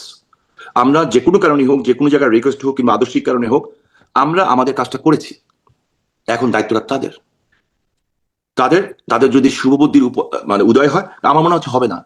যদি হতো তাহলে 2টা মেয়ে 32 নম্বরে গেলে মার খেত না, একটা বাচ্চা ছেলে যদি 32 নম্বরে যেতে মার খেত না। এটা হতে পারে না, এটা অসম্ভব ব্যাপার। আজকে মায়া লাগে আমার পুলিশের জন্য, যে এই পুলিশ অফিসারগুলি, শত শত পুলিশ অফিসারকে গুলি মারা হয়েছে, টাঙিয়ে রাখা হয়েছে। সেই পুলিশ অফিসারদের থানায় যে বলছে যে আমরা মারছি, তো মানুষ যাবে কার কাছে? সেনাবাহিনীর একজন কাছে যাবে? সেনাবাহিনীর একজন কর্নেলকে বলতেছে মারতে যাচ্ছে, তো মানুষ যাবে কোথায়? আনসার, তারপরে অন্যগুলি বাদ দিয়ে দেন, তো কোথায় যাবে মানুষ? জিনিসপত্রের দাম নাই, গ্যাস নাই, বিদ্যুৎ নাই, পানি নাই, চাকরি নাই, নাই নাই নাই নাই নাই 200% জিনিসের দাম বেড়ে গেছে। যার ইনকাম ছিল 40,000 টাকা, আমি আজকে জিজ্ঞেস করলাম, আপনাকে আল্লাহর নামে শপথ করে বলতেছি, আজকে একজনকে জিজ্ঞেস করলাম যে তোমার ইনকাম ধরো 30,000 টাকা ছিল, এরকম কয়েকজনকে জিজ্ঞেস করেছি, ওই ইনকামটা এখন কত লাগবে, বললো মিনিমাম 60 থেকে 70,000। তাও মানুষ তো পাবে না কোথায়, বরঞ্চ উল্টা মানুষের চাকরি চলে যাচ্ছে, কাজ চলে যাচ্ছে। বাংলাদেশ নির্ভর কিসের উপরে? গার্মেন্টসের উপরে। হ্যাঁ, গার্মেন্টস সেক্টরই বাংলাদেশের বেসিক, জি। ওইটাও মানে বন্ধ। এটা ঠিক, জ্বালানি বিদ্যুৎ সংকটে এখন আসলেই বেশ বেশ অনেক মানুষের চাকরি যাচ্ছে বা একটা বেশ খারাপ অবস্থা আছে, সরকারও সেটা স্বীকারই করছে। যদিও দায়টা বলছে যে আপনাদের। কিন্তু আমি আবার ওইখানে যাই যে আপনার দুজন বড় অফিসার, মেজর জেনারেল পর্যায়ের অফিসারের সাথে কথা হলো। সেনাপ্রধানকে আপনারা আপনাদের পক্ষ থেকে বেঈমান বা বিট্রেয়ার হিসেবে বলে থাকে বিভিন্ন সময়। আ উম মানে কিন্তু আমরা শুনলাম ওবায়দুল কাদেরের একটা সম্প্রতি একটা ভার্চুয়াল বক্তব্য, আপনাদের দলীয় কোনো সভায় কথা তিনি বলছিলেন যে আ সেনাপ্রধান এবং রাষ্ট্রপতির কথা উল্লেখ করে তিনি বলছেন যে যারা তাদের উপর ভর করে বা বিট্রেয়ারদের উপর ভর করে রণকৌশল সাজালে সেটা সাকসেসফুল হবে না।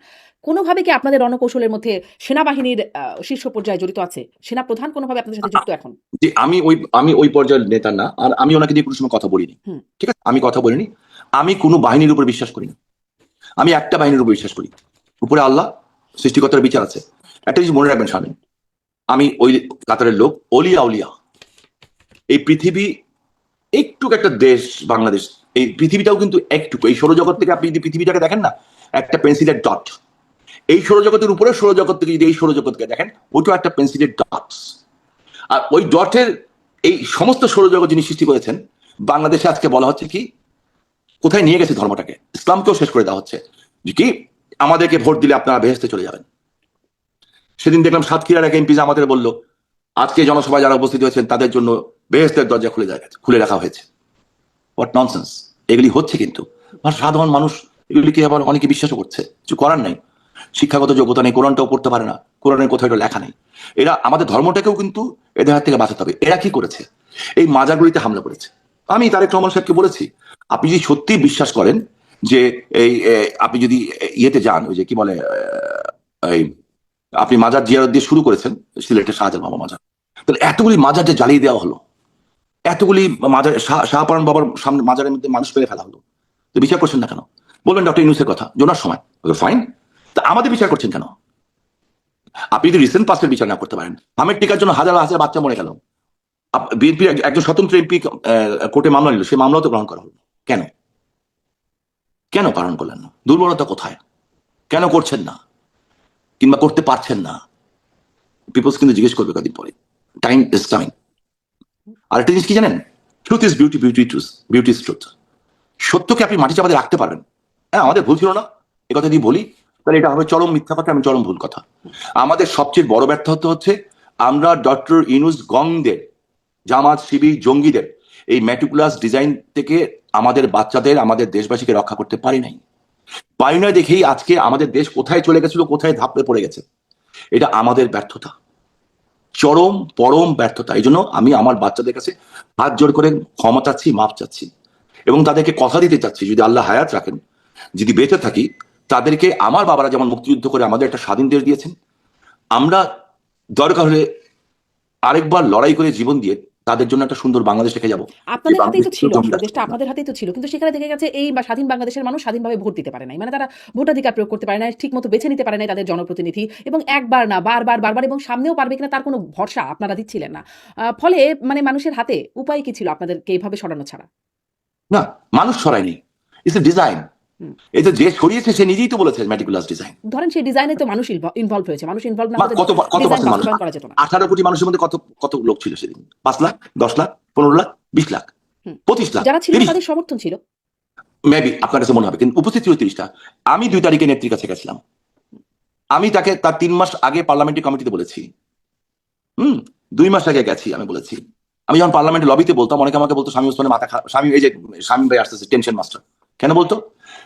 শামীম ভাইয়ের উপরে একবার বম ব্লাস্ট হয়েছে, শামীম ভাই সারাক্ষণ এটা নিয়ে চিন্তা করে। ইয়েস, আমি ওদের দিকে নজর রাখি, ওরা মানুষের নামে পশু। আমি আমি বিএনপি আমাদের মতোই কম বেশি, ঠিক আছে, কিন্তু ওরা মানুষের নামে পশু। তো এদের ব্যাপারে খোঁজ রাখতেই হবে আমাকে। বাট আজকে বিএনপিও কিন্তু ওদের সাথে ঢুকে গেছে। আমি বিএনপি যে কি করুন পরিণত হবে আপনি কল্পনা করতে পারবেন না। আমার এলাকা থেকে আমি বলতেছি, যে রান্না করে সে একটা ভাত টিপে, কিন্তু পুরো ভাত নিয়ে মশলা না। এদের ভিতরে আমাদের ভিতরে কিন্তু গুপ্ত ঢুকে গেছিল। এই যে গুপ্ত না সুপ্ত কি বলে, এই সার্জিস বঙ্গবন্ধুর উপর ভাষণ দিয়ে, সার্জিসটা কি নাম ছিল এটা আমি জানি না, সে পুরস্কার পেয়েছিল, তা আমাদের দলই তো ছিল, ছাত্রলীগ করতো। তো আজকে কিন্তু বিএনপির ভিতরে এই অবস্থা, সংখ্যা অনেক বেশি এদের, অনেক বেশি। এদের সংখ্যা বিএনপির ভিতরে এদের সংখ্যা বিএনপির চেয়ে ডাবল। সো তো এরা যখন তাহলে দেখতে তো বসবে, তারা তো দেশের একটা মেজরিটি অংশ। তাহলে তো তাদেরকে তো আপনারা অস্বীকার কেন করেন বা তাদেরকে শত্রুতা করলে হবে কি করে? ধরেন তারা আপনাদের মধ্যে তারা, বিএনপির মধ্যে তারা, আর তারা তো তারা আছেই। ইয়েস তো অফকোর্স তারা সবই তো প্ল্যান, তারাই দেখা যায়। হ্যাঁ ইয়েস তারা প্ল্যান্ড এবং তাদের এই প্ল্যান বাস্তবায়নের জন্য বিভিন্ন দেশ থেকে টাকা আসতেছে। কেন? আমাদের দেশটা দখল করার জন্য না, আপনার এই সাবকন্টিনেন্টকে শাসন করার জন্য। একদিকে ইন্ডিয়া, একদিকে বেসিক হলো মূল টার্গেট ইন্ডিয়া, বিকজ ইন্ডিয়া আপনি খেয়ে পড়ে বাঁচতে চাচ্ছেন, ইন্ডিয়া সুপার পাওয়ার হতে চাচ্ছে। ওইখান দিয়ে হচ্ছে আবার বার্মাতে ট্রিলিয়ন্স অফ ডলারের আপনার ইয়ে আছে, খনিজ সম্পদ আছে, এগুলি কেউ দখল করতে চাচ্ছে। আমাদের সমুদ্র আছে, সমুদ্রের তলে কেউ কিছু রাখতে চাচ্ছে। অনেক কিছু মিলিয়েই কিন্তু এই ষড়যন্ত্রটা হচ্ছে। তো এখন এত যে আন্তর্জাতিক দেশি বিদেশের ষড়যন্ত্রের কথা বলছেন, আপনাদের সাথে আসলে কোন, কোন দেশ আছে? এখন আপনাদের পক্ষে বা আপনাদের সমর্থন দিচ্ছে কারা? কেউ আছে?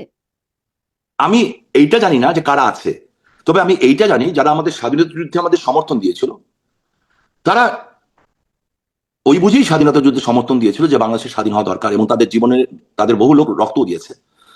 তারা তো পক্ষে আছে, সব যারা পক্ষে আছে। আচ্ছা, তো আমাদের কিছু ভুল ছিল, ত্রুটি ছিল, হ্যাঁ, এবং সেই ভুল ত্রুটির কারণে কেউ অসন্তুষ্ট থাকতে পারে তখন, বাট ওই ভুল ত্রুটি সংশোধন করেই আমাদের সামনের দিকে এগিয়ে যেতে হবে। এবং যারা আমাদের মতো, আমার মতো, ধরেন আমি আমাকে দায়িত্ব নিচ্ছি, যদি আমার ভিতরে আমার কারণে যদি আমার দল, আমার দেশ ক্ষতিগ্রস্ত হয়, তাকে নেত্রী ছেটে ফেলতে হবে, বাদ দিয়ে দিতে হবে। জি। একটা নতুন দেশ দিতে হলে নতুন জেনারেশন লাগবে, নতুন রক্ত লাগবে, নতুন ব্রেন লাগবে, যে স্মার্ট আমার চেয়ে অনেক বেশি তাকে লাগবে। We need them. আমরা পিছন থেকে তাদের জন্য সাপোর্ট দিব, তো আমরা আপনাদের কি ব্যাকআপ। নেতৃত্বে কোনো পরিবর্তন আসছে? আসা উচিত। আমি কেন্দ্রীয় নেতৃত্বে বলছি না, আমি বলছি গ্রাসরুট লেভেল থেকে আসা উচিত।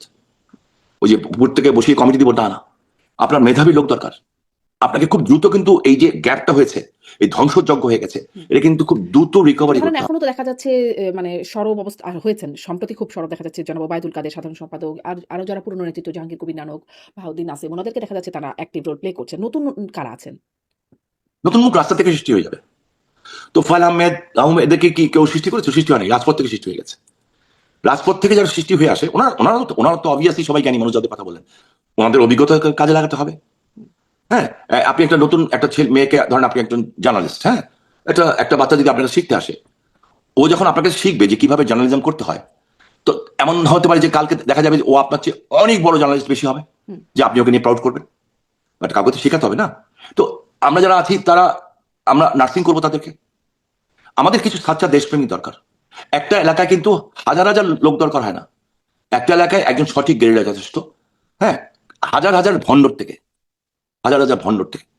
সো তো উই আপনারা নিড। কি যখন ক্ষমতায় ছিলেন তখন সেই ভণ্ডদেরকেই বেছে নেওয়া হয়েছিল? মানে ওবায়দুল কাদেরের মুখেও বহুত শুনেছি হাইব্রিড, কাউয়া, ফার্মের মুরগি ঢুকে গেছে আওয়ামী লীগে, এরকম যেমন তার মুখে শুনেছি। আবার অন্য নেতারাও কমপ্লেইন করতেন যে টাকার বিনিময়ে কমিটি হচ্ছে আপনাদের, মানে যারা আসলে নেতা না তারা নেতা হয়ে গেছেন টাকা দিয়ে, ইত্যাদি, ইত্যাদি। সো ভণ্ডরা সত্যি কি আসলে আওয়ামী লীগ দখল করেছিল? অনেক জায়গায় ছিল তারা। স্ট্রু, স্ট্রু, এই স্ট্রু দেখেই তো আমাদের কাজকে, এটার নেত্রী দেশটাকে উন্নয়ন করার জন্য 18-19 ঘন্টা ধরে কাজ করতেন এই মহিলা। আমি নিজে দেখেছি ভাই, আল্লাহ সাক্ষী, আমি সাক্ষী। উনি পাগলের মতো একটা মানুষ পরিশ্রম করতো। তো উনি তো সবটা একসাথে পারবেন না, সংগঠন দিয়েছিলেন আর সবার উপরে।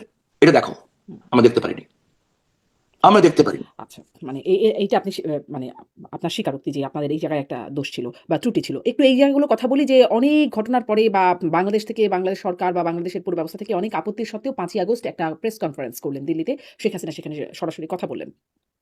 মানে এটা আমরা দেখলাম আন্তর্জাতিক গণমাধ্যমগুলো, বাংলাদেশের গণমাধ্যমে যেখানে এগুলো প্রচারে নিষেধাজ্ঞা ছিল, আন্তর্জাতিক গণমাধ্যমে বেশ কাভারেজ আসলো। কিন্তু বার্তা কি আসলো? নতুন কি কোনো বার্তা সেখানে আসলো? মানে যা মানুষ নতুন করে জানলো, শুনলো, এরকম কিছু ছিল? দেখেন ওনার কথাটা, ওনার ভয়েসটা যখন শুনে, হ্যাঁ, এবং উনি তো নতুন নতুন এক একদিন এক একটা দিক নির্দেশনা দিবেন না, ঠিক আছে? ওনার দিক নির্দেশনা এইটুক দেওয়া আছে কিন্তু, I am coming back and I will, that's enough for us. বাকিটা ওনার বক্তব্য থেকে কোনটা খুঁজে বের করা দরকার, সেটা আমরা যারা আছি, যারা ওনার সাথে দীর্ঘ 40-50 বছর ধরে আহ, কাজ করার সুযোগ পেয়েছি, বাকিটা আমরা বুঝবো, বুঝে আমরা এটাকে স্প্রিড আউট করবো। আপনার রণকৌশল কি হবে এটা যদি আপনি আগেই বলে দেন, হ্যাঁ, দেখেন যখন এই খেলা খেলে, ব্রাজিল আর্জেন্টিনা খেলে কিংবা এরকম খেলে, টিম কিন্তু আগে ডিক্লেয়ার করে না, একদম শেষ মুহূর্তে টিমটা ডিক্লেয়ার করে। খেলার মধ্যেও কিন্তু একদম শেষ মুহূর্তে টিম ডিক্লেয়ার করে, কারণ অপোজিট সাইড বসে থাকে যে ও কিভাবে করছে, ডিফেন্স সাজাচ্ছে না অফেন্স সাজাচ্ছে। সো ওনার যদি সব কথা বলে দিতে হয়, তার কি আর তাহলে তার ওইটাতেও মার খাওয়া ছাড়া কিংবা সুইসাইড করা ছাড়া তো স্কোয়াড ছাড়া উপায় হবে না, কারণ আমাদের অপোজিশন শক্তি খুব দুর্বল না, খুব শক্তিশালী। এবং আমাদের আওয়ামী লীগ সমর্থক যারা আছে, স্বাধীনতার পক্ষে শক্তি, আমাদের একটা শক্তির বিরুদ্ধে খেলা না, এখন ট্রাইঙ্গুলার শত্রুর বিরুদ্ধে খেলতে হবে আমাদেরকে, ট্রাইঙ্গুলার শত্রুর বিরুদ্ধে লড়তে হবে আমাদেরকে। আবারও সেই খেলা হবে কি? আপনার সেই বিখ্যাত ডায়লগ, খেলা হবে না, খেলা হবে না, এবার যুদ্ধ হবে। আচ্ছা, এবং আমরা আমাদের পূর্বপুরুষরা দেশ স্বাধীন করে দিয়ে গেছেন। আমি লজ্জিত, আমি ঘৃণা করি। আপনি জিজ্ঞেস করেন পৃথিবীতে আপনি কাকে সবচেয়ে বেশি ঘৃণা করেন, শামীম ভাই, আই হেট মাই সেলফ। যে আমি যদি কালকে দেশে যাই, আমার বাবার কবরের সামনে দাঁড়াবো কেমন করে, আমার বড় ভাই নাসিম ওসমানের কবরের সামনে দাঁড়াবো কেমন করে, কেমন করে বলবো এরা তো মুক্তিযোদ্ধা ছিল, ওদের কবরগুলি সব মুক্তিযোদ্ধাদের কবর একদিকে, ওইখানটা যাবো কেমন করে জিয়ারত করতে, যখন আমাদের চোখের সামনে মুক্তিযোদ্ধাদের গলায় জুতার মালা দেওয়া হচ্ছে, জুতা দিয়ে মারা হচ্ছে, থাপ্পড় দেওয়া হচ্ছে, স্যান্ডেল দিয়ে বাড়ি দেওয়া হচ্ছে। আমাদের কি খারাপ লাগে না? আমাদের কি লজ্জা নাই? আমাদের কি লজ্জা একেবারেই চলে গেছে? জি। আর কি আপনি আমাকে বলি, আপনি আপনার একটা প্রশ্ন করি স্বামী, আপনি আমার ছোট বোন, আপনার মাধ্যমে একটা প্রশ্ন করতে চাই আমার জেনারেশনকে, নেক্সট জেনারেশনকে, আমার বাচ্চাদেরকে, আমাদের মুরব্বীদেরকে, আমার সমবয়সী, আমার ভাইদেরকে, আমার বোনদেরকে। এই দৃশ্য দেখার পরে আমার দেশ যদি বহিঃশত্রু দ্বারা কোনোদিন আক্রান্ত হয়, কেউ কি দেশের জন্য জীবন দিবে? কেউ দিবে? যে দেশের জন্য জীবন দেওয়ার পরে যারা যোদ্ধা, দেশ স্বাধীন করে দিলেন, আপনাকে আমাকে নাম দিলেন, পরিচয় দিলেন, বাংলাদেশ দিলেন, সবকিছু দিলেন, হ্যাঁ, আপনাকে স্বাধীনতা দিলেন, খাতা খুলে দিলেন, তাদেরকে আপনি এভাবে অপমান, বেইজ্জত করলেন, মারলেন, কাটলেন, মেরে ফেললেন, জুতার মালা গলায় দিয়ে পড়ালেন। তো এরপরে কোনো জেনারেশন কি, ধরেন কালকে আমরা অ্যাট্রাক্ট হয়ে গেলাম কারো দ্বারা, বারবার দ্বারা, কিংবা অন্য কোনো দেশের দ্বারা, কিংবা কিছু একটা দ্বারা অ্যাট্রাক্ট হলাম, কেউ কি সাধারণ মানুষ দেশের জন্য লড়াই করবে এই দৃশ্য দেখার জন্য?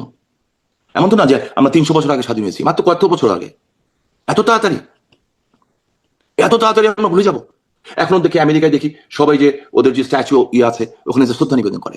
রাশিয়ায় আমি একটা আশ্চর্য দৃশ্য দেখেছিলাম, আমি একবারই গেছিলাম রাশিয়ায়, দেখলাম যে এক জায়গায় নিয়ে গেছে আমাদেরকে, একটা ডেলিগেশন চিফ হিসেবে গেছিলাম আমি, তো দেখছি কি সব নতুন জামাই বর, ওই যে সাদা গাউন পরে এসছে, রিয়েলি ফ্যান্টাস্টিক। আমি এটা কোনোদিন আমি ভুলবো না জীবনে।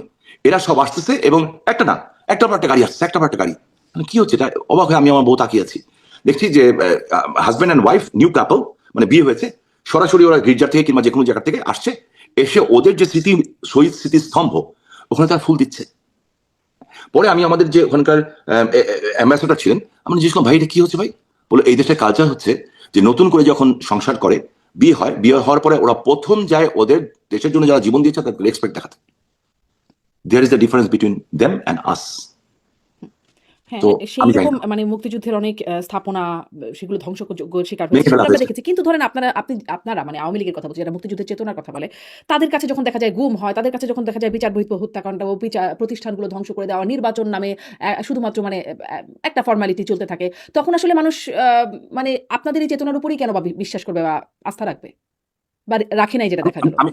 আমি কিন্তু এই কথা বলছি না যে we are perfect, we are nobody is perfect in this world, but we are better then them. আমাদের দেশকে ধ্বংস করবো না। আমাদের ভুল হয়েছে, আমরা হয়তো ঠিক মতো ওইটা করতে চাইনি। আমরা নির্বাচন ডেকেছিলাম, আমাদের নেত্রী ম্যাডাম খালেদা জিয়াকে ফোন করেছিলেন, উত্তর কি পেয়েছেন, উনি মারা গেছেন, আল্লাহ ওনাকে বেহেশত নসিব করুক, আমি এটার ব্যাপারে প্রশ্ন তুলবই না। বাট ধরেন, তারপরে আমি বলবো আমাদের ভুল হয়েছে, ঠিক আছে, but we are 1000% better then them, because আমরা আমাদের দেশকে ডিস্ট্রয় করিনি। আমরা সারা পৃথিবীতে আমাদের দেশের জন্য সম্মান নিয়েছিলাম, এমন কোনো পৃথিবীর দেশ ছিল না যারা আমাদেরকে বলতো না আমরা এনার্জি টাইগার, এইটা এটা এটা এটা বিভিন্ন উপাধিতে আমরা শেখ হাসিনার কারণে আমরা পেয়েছিলাম।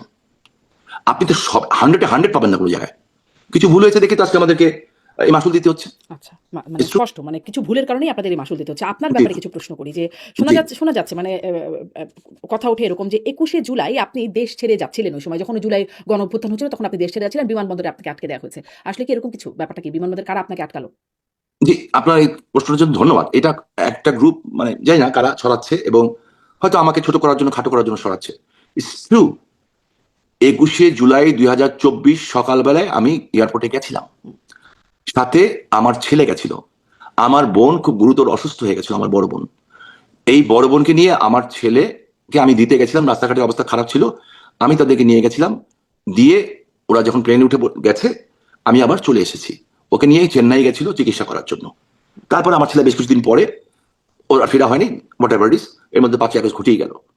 এইটাকেই অনেকে বানাচ্ছে, বলতে চাচ্ছে যে আমি 21শে জুলাই দেশ ছেড়ে চলে গেছিলাম, এবং 21শে জুলাই যদি দেশ থেকে চলে যেতে হয় তাহলে 15 জুলাই আমি দেশে ফিরলাম কেন? আমেরিকা থেকে, আমি তো আমেরিকায় থাকতে পারতাম। আমি তো জানতেছি, আমি বুঝতেছিলাম অনেক আগে থেকে, এবং আমি নেত্রীর কাছে গেছিলাম শারমিন। আমি আপাকে বলেছি যে আপা আপনি কারফিউ উঠান প্লিজ, কারফিউ উঠান। আমাদের জয়েন্ট সেক্রেটারি হানিফ ভাই আমার সাথে ছিলেন, একটু উত্তেজিত হয়েই বলেছিলাম। আর কিছু লোক ছিল যাদেরকে আমি খুব একটা পছন্দ করতাম না, আমি বলেছিলাম। তো যাই হোক, বলার পরে কিছু লোক আমাকে উপদেশ দিতে আসছিল। আমি বুঝলাম যে আমার লিডার একটাই, শেখ হাসিনা, কেউ না। আমি বলছি, আপনি আমাদের বলেন, আমি 3 তারিখে জনসভা ডেকেছি, আমাদের 2 লক্ষ 2.5 লক্ষ লোক নারায়ণগঞ্জে হবে, আমি ওখান থেকে রওনা দিব, 1.5 লাখ চলে যাবে, 1 লাখ নিয়ে আমি ঢাকায় আসতেছি। যাত্রাবাড়ি কথা হয়েছে ওরা 30,000 আসবে, আশেপাশে থেকে আরো ডাকেন, আমরা 20 লাখ লোক ঢাকায় জড়ো হই। সেনাবাহিনী দরকার নাই, কেউ দরকার নেই, পুলিশ দরকার নাই। নেত্রী এটা হতে দেন নাই। কেন? উনি চান নাই যে কোনো সিভিল ওয়ার হোক, উনি চান নাই। ওনার নামে বলা হচ্ছে, এআই দিয়ে বলা হচ্ছে, টেলিফোনে উনি বলছেন গুলি করে মেল ফেলতে বলো, এই করতে বলো। আমার যখন বাস পুড়িয়ে দিয়েছে সব, আমার চোখ দিয়ে পানি পড়ছে ভাই। হ্যাঁ, একদম না সত্যি সত্যি পানি এআই পড়ছে। দিয়ে না, লেথাল ওয়েপন ব্যবহার করতে যে নির্দেশনা দিচ্ছেন সেটা তো এআই দিয়েছিল না, তাই না? সেটা তো সঠিক না, ছিল। একটু শুনেন না, বলছে। আমি বললাম যে আপা আমি খুব আবেগ নিয়ে বলছি যে আপা আমার বাসগুলি সব পুড়িয়ে দেওয়া হয়েছে, একটা বাসের দাম 70 লাখ 80 লাখ টাকা করে দাম, সব পুড়িয়ে দেওয়া হয়েছে। বলো স্বামী তুমি দেখেছো কে পুড়িয়েছে? আর না আপা দেখিনি। বলো তাহলে কেউ উপরে কিছু ঝামেলা যাতে না হয়, থানায় মামলা করো। আমি শুনলাম কার নামে মামলা করবো, আমি দেখিনি। পরে এসপি পুলিশ যা করে, আমাদের একজনকে ডেকে নিয়ে গেল, কতজনের নাম দিয়ে একটা মামলা করে ওর সই রেখে দিয়েছে। আমি জানিও না কাদের নাম মামলা হয়েছে। কিন্তু আমি তো 19 জুলাই ক্ষমতায়, স্বামী ওসমানের সমস্ত বাড়িঘর জ্বালিয়ে দিবে, গাড়ি জ্বালিয়ে দিবে, তো ওদের বাড়িতে ঘর তো জ্বলার কথা ছিল, আমরা জ্বালিনি তো, আমরা জ্বালিনি। একটু শর্ট করি এখন তাহলে। 21শে জুলাই আপনার যেটা শোনা যাচ্ছে সেটা আসলে সঠিক না, তাহলে আপনি দেশ ছাড়লেন কবে? আমি দেশ ছেড়েছি আগস্ট মাসের শেষে, আচ্ছা, আগস্ট মাসের শেষে। সেখানে আসলে কার মানে সেখানেও নিশ্চয়ই কারো না কারো সহায়তা লেগেছে, সেখানেও কি মানে যারা সরকারে ছিল তাদের কারো সহায়তা ছিল? না না, এই ব্যাপারে আমরা এক্সপার্ট। আপনার যদি যাইতে বলেন আমি নিয়ে যাওয়া। আমি আজকের থেকে না, আমরা মুক্তিযুদ্ধের সন্তান, আমরা জানি যে রুট কি ইয়ে কি। আমার শুধু, আমি এতদিনে 20 বার বাংলাদেশে যেতাম, 20 বার আসতে পারতাম। প্রবলেম হয়ে গেছে আমার একটাই, আমার 6 ফুট 2 ইঞ্চি লম্বা। আমি যদি 6 ফুট 2 ইঞ্চি না হয়ে 5 ফুট 2 ইঞ্চি হতাম, আমি কবে বাংলাদেশে যেয়ে বসে থাকতাম। আপনাকে কি আসলে মানে যেটা এটাও বলা হয় যে আপনি বোরখা পরে, বোরখা শামীম, আপনি কি আসলে বোরখা পড়তে হয়েছিল আপনাকে দেশ ছাড়ার আচ্ছা, জন্য? 6 ফুট 2 ইঞ্চি বাংলাদেশে কোনো মহিলা আছে যে বোরখা পরবে? হ্যাঁ। 6 ফুট 2 ইঞ্চির মানুষ আমি, লম্বা 2 ইঞ্চি যদি একটু বেশি, যদি স্যান্ডেল পরি তাহলে আর 1 ইঞ্চি বেড়ে গেল, তাহলে 6 ফুট 3 ইঞ্চি বোরখা লাগবে। তো 6 ফুট 3 ইঞ্চি পরে যদি একটা মানুষ বোরখা পরে হাঁটে, ও তো আর মুসিবত বেশি হবে। যে কোন মহিলা আসলো বাংলাদেশ থেকে, চীনা আসলো না মহিলা আসলো, বাংলাদেশের মহিলারা তো 6 ফুট 3 ইঞ্চি লম্বা হয় না। তো যে পরে যে বলে ও হয় মাতাল, না হয় অন্য কিছু হবে, নাহলে হোয়াটএভার ইজ, এদের কথা আমি তাহলে কাঁদি। মানে এই ব্যাপারে আপনারা এক্সপার্ট বোঝা গেল। ফেরার সময়ও এরকম কোনো পদ্ধতি হবে কিনা সেটা অবশ্য আপনি বলেন নাই যে সেভাবে ফিরতে হবে কিনা। হ্যাঁ, ফেরার সময় হাজারো রাস্তা আছে ফেরার, হুম। কিভাবে ফিরবো সেটার উপর ডিপেন্ড করে। আলোচনা করে ফিরলে একরকম, আলোচনা ছাড়া ফিরলে একরকম, যদি আমাদের দেশের উপরে ওরা আঘাত করে দেয় তাহলে একরকম, যদি আঘাত না করে তাহলে একরকম। তার মানে যেভাবে অনেকগুলো প্ল্যান আছে, plan A B C D এরকম অনেক কিছু আছে। আমি শুধু একটা জিনিস বুঝি, শেখ হাসিনা আমার বাংলার মা, বাংলাদেশকে ফাঁসি দেওয়া হয়েছে, শেখ হাসিনাকে ফাঁসি দেওয়া হয়েছে। উনি নির্দেশনা দিবেন, আমরা তার সোলজার, আমরা সেই নির্দেশনা পালন শেখ করব। হাসিনা এখন 80-র মতো বয়স হয়ে যাচ্ছে তার, তো তার তো মানে ধরেন আমরা যেটা বুঝি আমাদেরও বয়স্ক বাবা মা তাদেরও মানে শারীরিক মানসিক সক্ষমতা সবই কমে। মানে এরকম একজন খুবই প্রবীণ মানুষ, তিনি আসলে আপনি যেটা বলতে চাচ্ছেন আমি বুঝেছি, হ্যাঁ। বাট ইটস ভেরি ইন্টারেস্টিং ব্যাপার শারমিন। আল্লাহর এটা অশেষ রহমত, হয়তো এই জিনিসটা আমাকে সবচেয়ে বেশি চিন্তা দেয়।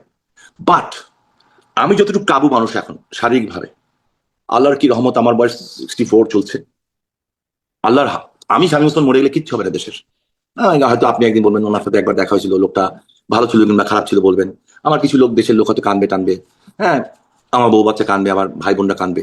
এরপরে হয়তো 10 বছর 20 বছর পরে, 1 বছর পরে আমার ফ্যামিলি ছাড়া সবাই হয়তো ভুলেও যাবে। বাট শেখ হাসিনা যদি কিছু হয়ে যায়, এই মুহূর্তে কোনো অল্টারনেট নাই, এবং আল্লাহর রহমত আছে বলে উনি 21 বার মরেন নাই, আল্লাহ ওনাকে বাঁচিয়ে রেখেছে। এবং তার মানে কি এই আপনি জেনে দলের অবস্থা যে খুশি কোনো হবেন, অল্টারনেট নাই?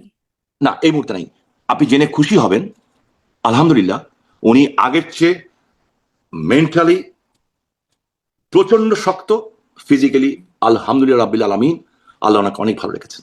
বিকজ আমার মনে হয় এই এতিম মানুষটার উপরে যার সবকিছুকে আমরা মেরে দিয়েছে। যাক, তার এই শারীরিক দুইটা মানসিক বোনের উপরে অবস্থার একটা আল্লাহর একটা রহমত একটা আছে। পিকচার পেলাম। খুব ছোট করে শুনি যে আপনার কথা শুনছিলাম যে আপনি কবে গেলেন, কিভাবে গেলেন বা যেটা আপনারা পালালেন কিভাবে সেই নিয়ে অনেক আলোচনা আছে।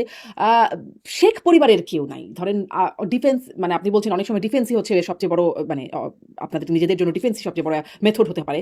তো সেজন্য মানে সেই ডিফেন্সটা হচ্ছে আপনাদের সেই সময় চলে যাওয়া সেটি আপনি বলছিলেন। শেখ পরিবারের যারা বড় নেতা পর্যায়ের একদম ছোট আতি-পাতি যারা আছেন সবাই চলে গেলেন। এটা কেন? এটা কিভাবে হলো? না, সবাই যেতে পারেনি, অনেকে ধরাও পড়ছে। যেমন আমাদের আবুল হাসান আব্দুল্লাহ সাহেবের ছেলে এখন জেলে আছে।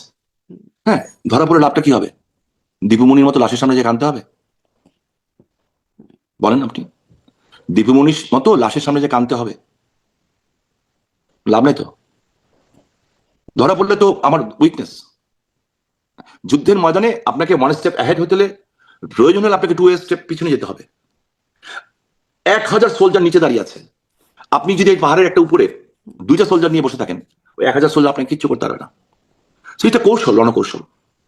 এবং নিজেকে সেফ, আল্লাহ আস্তাগফিরুল্লাহ, আমি কারোর সাথে তুলনা করছি না, আল্লাহর সবচেয়ে প্রিয় মানুষ সারা পৃথিবীতে রাসূল করিম হযরত মুহাম্মদ মুস্তাফা সাল্লাল্লাহু আলাইহি সাল্লাম মক্কা ছেড়ে মদিনায় গেছিলেন, পাহাড়ের পর্বতের গুহায় গেছিলেন, তারপরে যে মদিনায় আশ্রয় নিয়েছিলেন। কেন? আল্লাহর নির্দেশে। হুম। সো আপনার জীবনকে বাঁচানো, আপনাকে রক্ষা করা, এটাও কিন্তু আপনার দায়িত্ব। সেটা সাথে মরে যাবো। হ্যাঁ, জি, এটা স্পষ্ট যে এটিও আপনাদের কৌশলের অংশ। একটু জি, শেষের দিকে একদমই প্রশ্ন করি যে ধরেন বিএনপি বলি বা জামায়াত তো আছেই, বিএনপি বলি বা আরো অন্যান্য অনেক দল, এমনকি আপনার দলের অনেকের মুখেও শোনা যায় মানে আপনি এত সবসময় মানে আল্লাহ রাসূলের নাম নেন সবসময়, আপনার সাথে আগেও যখন কথা হয়েছে বা এখনো। জি। কিন্তু আপনাকে গডফাদার বলে। এটি কেন বলে? বা ইভেন আমাকে আপনার দলের লোকজন সেলিনা হায়াৎ আইভীর মুখে আমরা শুনেছি নির্বাচনের সময়। না না, আইভি আগে এখন আইভিকে নিয়ে বলবো না আমি, কারণ আমার এই বোনটা অত্যাচারিত হয়েছে। আইভি বিনা কারণে বিনা অপরাধে একে 7-8 মাস জেল খাটতে হয়েছে। এবং আমার কাছে খারাপ লাগে, তার কয়েকদিন আগে ওর ছোট ভাইটা মারা গেছে। ওর ছোট ভাই 2টা বাচ্চা ছিল, ওই ছিল মূল গার্জেন, তারপর তাকে গ্রেফতার করা হয়েছে। আমি এটার মুক্তি পেয়েছে, বাট আমি এখনো তীব্র এটার প্রতিবাদ জানাই। আর গডফাদার যারা বলে, আমার আপত্তি লাগে না। গডফাদার বলুক, গড বাদার বলুক, আমার গড মাদার না বললেই হলো, নো প্রবলেম। হ্যাঁ, মানে আমাকে লিঙ্গ পরিবর্তন না করে দিলে আমার কোনো আপত্তি নেই। আমি যার বাবা নাই তো ফাদার বলে, অসুবিধা নেই, আমার কোনো সমস্যা নেই। কে কি বলবে, হু কেয়ার। আমি আমার চলাপথে যদি ঠিক থাকি, দ্যাটস এনাফ। আমি নিজের মন আমাকে বলে আমি সঠিক কিনা। আমি যদি আমার নিজের মন সঠিক বলে, আপনি জার্নালিস্ট, আপনার প্রশ্নে আমি খুব ক্ষিপ্ত হয়ে গেলাম, ধরেন কথা আমি একটা প্রশ্ন করলেন, আপনি আপনার বলে ক্ষিপ্ত হলাম। আপনার কাজই হচ্ছে আমাকে প্রশ্ন করা, আমার উত্তর নেওয়া এবং জনগণের কাছে পৌঁছে দেওয়া। আমি যদি ক্ষিপ্ত হয়ে যাই আপনার উপরে, আপনার তাতে কিচ্ছু এসে যায় না। আমি ক্ষিপ্ত হয়ে আপনার সম্বন্ধে নিয়ে, আপনার ব্যক্তিগত চরিত্র নিয়ে বাজে একটা কথা বলে দিব বাইরে, যেটা আমাদের বাংলাদেশে এখন হচ্ছে, অনেক নারী সাংবাদিকের ক্ষেত্রে হয়েছে, বলে দিব। আপনার তাতে কি এসে যায়? আপনি তো জানেন যে you are in right track, জি। And that's me. এখন ধরেন দেখা যায় যে মানে আপনার কয়েকটা ছবি মাঝখানে আসছে। দুবাইতে আপনি মানে বিলাসবহুল গাড়ি চালাচ্ছেন বা বিভিন্ন জায়গায় বেশ বিলাসবহুল জায়গায় বলব যে আপনাকে দেখা যাচ্ছে। যেখানে আপনার নেতাকর্মীরা দেশে আপনি বলছিলেন কিভাবে আছে, কষ্টে আছে। তারা অনেকেই আছে যারা মানে উকিলের পয়সাটাও দিতে পারছে না, এই অবস্থায় আছেন। তো তাদের কাছে আসলে কি বার্তা যায় যে আপনাদেরকে যখন এভাবে দেখে? দেখেন, গাড়ির ছবি যেটা দেখা যাচ্ছে, ওই গাড়ির ছবি আমি গতবার যখন আমেরিকাতে এসেছি, তার আগের বার যখন এসেছি তখনকার ছবি। আমার ম্যারেজ ডে ছিল, আমার ভাগনা, আমার খুব শখ ওই গাড়ি চালানোর ছিল। তো আমার ভাগনা আমার জন্য ওই গাড়িটা গিফট করে না, ও বলেছে তুমি আজকে এটা তোমার জন্য আমি ভাড়া করে নিয়েছি, তুমি চালাও এটা। এটা হলো ওইটা। আমার নাতির জন্মদিন দুবাই মলে, আপনিও গেছেন, হুম, অবভিয়াসলি গেছেন আমার মনে হয়। ওখানে ফ্রি গাড়ি পাওয়া যায়, ওই যে দোকানে দোকানে ঘোরায়, ডাক দিলে আসে, ফ্রি, পয়সা নেয় না। ওটার মধ্যে আমার নাতি উঠতে চেয়েছে, আমি ওকে উঠিয়েছি। ঠিক আছে, আমি দুবাইও থাকি না, আমি দুবাই থেকে অনেক দূরে থাকি, আজবনে থাকি। হ্যাঁ, যেখানে অত হাই প্রোফাইল থাকি না। আর কিছু কিছু জায়গায় আমি কোথাও লুকাই না। আমি যেই দিন দেশ ছেড়েছি তার দিন থেকে আমি ওপেন। নিজামুদ্দিন আলম মাজারে যে আমি নেত্রীর জন্য দোয়া পড়েছি, ওপেন। বিকজ আমি কাউকে ভয় করি না, আল্লাহ ছাড়া ভয় করি না। আমি চুরি করিনি, ডাকাতি করিনি, চিন্তাই করিনি। আর আমি কি করছি, কি পরিমাণ কষ্ট করছি কিংবা কষ্ট করছি না, সেটা কাউকে বলার দরকার নেই। কিন্তু আমার নেতাকর্মীদের প্রতি আমি দায়িত্ব পালন করার চেষ্টা করছি। সবটা যে আমি করতে পারবো তা না, সবটা করার মতো ওই ক্যাপাসিটি আমার নাই। হ্যাঁ, মানে ফাইন্যান্সিয়াল ক্যাপাসিটি আমার নাই, বাট চেষ্টা ত্রুটি করছি না। এবং আমার কর্মীরাও আমার উপরে ক্ষিপ্ত না। এটার প্রমাণ হচ্ছে ঢাকা শহরে সর্বপ্রথম যে সবচেয়ে বড় মিছিলটা বেরিয়েছে, সেটা কিন্তু আমার কর্মীরাই করেছে। এবং আপনাকে একটা কথা দিয়ে রাখি আজকে, বিড়ালের গলায় ঘন্টা তো কেউ বাঁধবে, আমার নারায়ণগঞ্জের লোকেরাই বাঁধবে ইনশাল্লাহ। জাস্ট ওয়েট করেন, দেখবেন ইনশাল্লাহ। অনেক ধন্যবাদ শামীম ওসমান, আপনাকে সময় দিয়ে যুক্ত হওয়ার জন্য। অনেকগুলো বিষয় জানলাম। রণকৌশলটা হয়তো ভবিষ্যতে কখন আপনি আমাদেরকে জানাবেন যে কিভাবে আপনারা দেশে ফিরছেন। ধন্যবাদ যুক্ত হওয়ার জন্য। জি, আপনি দোয়া করবেন যাতে ওই সময়টা পর্যন্ত বেঁচে থাকতে পারি, আপনার মাধ্যমে সবার কাছে জিজ্ঞেস করতে পারি যাতে লজ্জা না লাগে, মৃত্যুর সময় খারাপ না লাগে, যে যারা লক্ষ লক্ষ মানুষ জীবন দিয়েছেন, শহীদ হয়েছেন, মা বোনের ইজ্জত গেছে, হ্যাঁ, ওই লজ্জা নিয়ে যাতে দুনিয়া থেকে ছাড়তে না হয়, এইটুকু দোয়া করবেন। আপনার মাধ্যমে সবার কাছে দোয়া চাই। আপনার প্রতি আমার অনেক অনেক দোয়া রইলো, আপনার পরিবারের প্রতি অনেক অনেক দোয়া রইলো। ভালো থাকবেন, আপনি সুস্থ থাকবেন, এবং যেখানেই থাকেন পৃথিবীতে দেশের জন্য কথা বলার চেষ্টা করবেন। অনেক ধন্যবাদ। নিশ্চয়ই আপনার সাথেও সামনে কথা হবে। ধন্যবাদ।